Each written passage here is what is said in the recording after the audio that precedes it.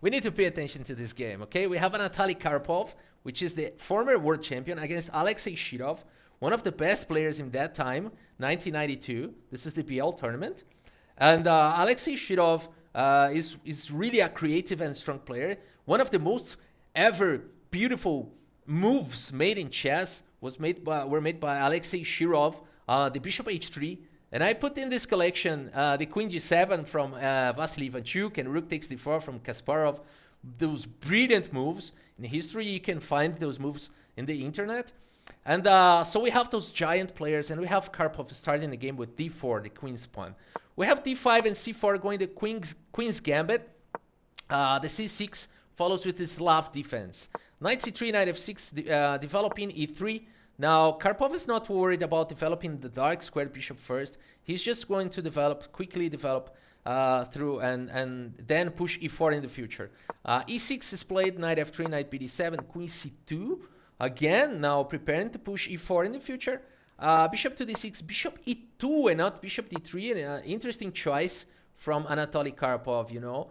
And the computer says that bishop d3 is also possible. Let's see the opening books here. Bishop d3 is the most played move here by far because it already puts some pressure there and also preparing to push e4 in the future.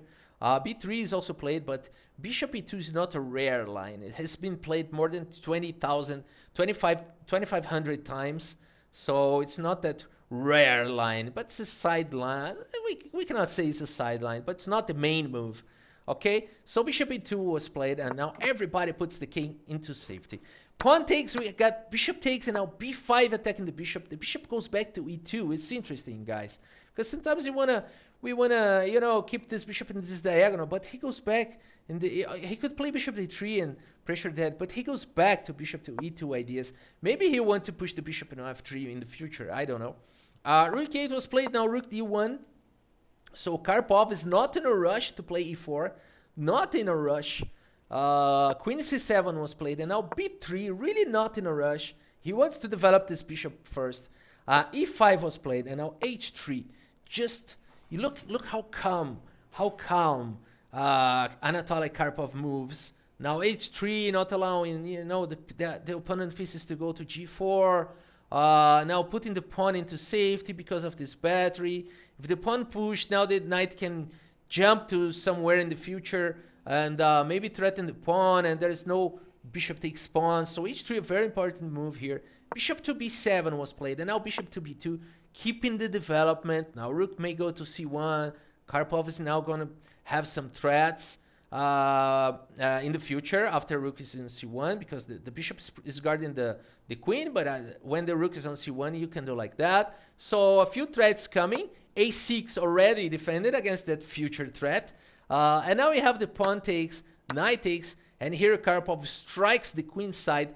He goes with the minority attack here, 2 against 3, a4, trying to separate those pawns or maybe forcing some advances and creating a good spot and create weaknesses on the light squares. So rook from a to d8 was played, now keeping the pawns where they are, and Karpov keeps advancing with knight to g5. Now this knight is tied on the defense of the h7 pawn, and Karpov is ready to go to knight e4 and strike again the dark bishop. So queen e7 was played. So black is like, I cannot move those pawns. I cannot move my knight. And Karpov is improving. Now he moves with this knight, now unleashing, freeing this dark squares diagonal.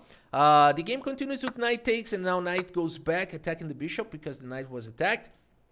Now the bishop is attacked twice, but now it's defended twice. It's well defended. But Alexei Shirov wants to keep the bishop pair, so he plays bishop to b4 and now knight to g3, going for weaknesses on the light squares. The bishop is kind of overloaded here. If he tries to protect the light squares on the king side, then it's creating weaknesses on the queen side. So it's already tough to find moves here. It's interesting to see when Karpov is playing, he's already creating complications. Now, it didn't seem that black would be in so many complications because Karpov was playing like slow moves, but now there's a problem, and every move black does is creating a problem right now. So knight g3, a monster move here. f6 was played, trying to put some stone here in this black dark squares diagonal. And let's see how Karpov continues now. He goes for this strange idea. Bishop takes knight, weakening the defense of the pawn on c6, and also maybe doing something else that we are not seeing here because it's Karpov, It's hard to understand Karpov's decision in the short term, but you always understand them on the long term. So Karpov goes for this strange decision of capturing the knight here, exchanging this monster bishop by the knight. Queen takes e5, just capturing back, and now bishop d3. And suddenly Karpov is already, now every move comes with a threat. Now h6 was played, now every move comes with a threat. Now the rook is attacked, rook f8 protecting the rook, and now knight f5. Now this is called the Kasparov knight on the f5 square, because this knight is threatening everything. He's just too powerful here on the position, like threatening key squares. It's not that it's an immediate threat here, but this knight is well positioned now. c5 was played. Now Shirov gets a tempo to, maybe somehow bring the pieces to the game, advancing the pawn majority. It seems like he's improving, but now Karpov plays pawn takes, and again, one move, one threat. Another move with a threat, and it's rook to a7, threatening the bishop. Now this rook is protected, we gotta remember that, and it doesn't seem like Karpov has any undefended piece right now. Now this piece is undefended, but it's not easy to attack the bishop. So now the bishop is attacked, and the computer says that queen c7 is the best move, and it was indeed played by Shirov. And now Karpov continues his attack with knight h4. What is this move doing? Oh, it's freeing the cooperation between the bishop and the knight. So there's a threat of doing this, and this comes with a double check. So Karpov again already threatening something. Shirov is being attacked, so he's going for this exchanging pieces, and now he's uncoordinating the bishop and the queen. So it looks like a good move, and now he's playing rook a8, and he's saying, okay, now I'm exchanging pieces, now I'm free. Okay, I escaped from Karpov's attacks. But now Karpov continues with this monster move, queen g4. Look at that, not paying attention. Oh, it's the only move in the position. The computer said that this is good as well, but this is by far the best move, the only winning move in the position. Queen to g4 played by Anatoly Karpov. Now it comes with huge threats. Let's try to find out what's going to happen with if rook takes rook. What is going on right now? Queen e6 is probably a good idea. And if king goes back, then queen checkmate, right? Queen is gonna checkmate because the back rank is not protected. So if rook takes, queen check, and if king goes h8, then checkmate as well. So there's a mating too. Let's just check with the computer, but I think that's it. If rook takes, then there's mating 3 actually, because the queen can goes back, but it's pointless, right? We can say it's mating 2. But actually the right is that it's mate in 3, but it's pointless. It's mate anyway.